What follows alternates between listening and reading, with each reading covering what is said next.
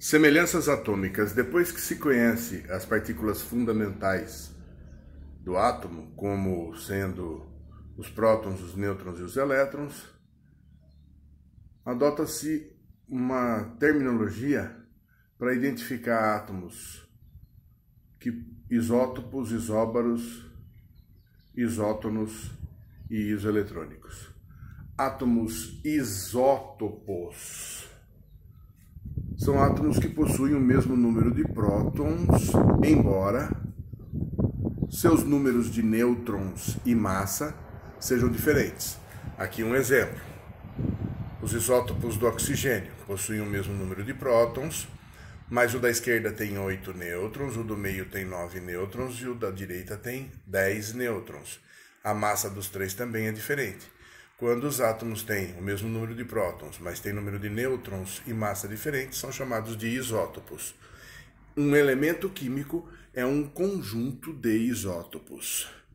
Átomos isótonos possuem o mesmo número de nêutrons, embora seus números de prótons e massa sejam diferentes. E aqui exemplos. Esse isótopo do carbono e esse isótopo do oxigênio. Eles têm número de prótons diferentes. Eles têm número de massa diferentes. No entanto, os dois têm 8 nêutrons, por isso são isótonos. Isóbaros são átomos que possuem o mesmo número de massa, embora o número de nêutrons e prótons sejam diferentes. E aqui um exemplo. Esse isótopo de nitrogênio é isóbaro desse isótopo de carbono. Por quê? Possui número de prótons diferentes, possui número de nêutrons diferentes.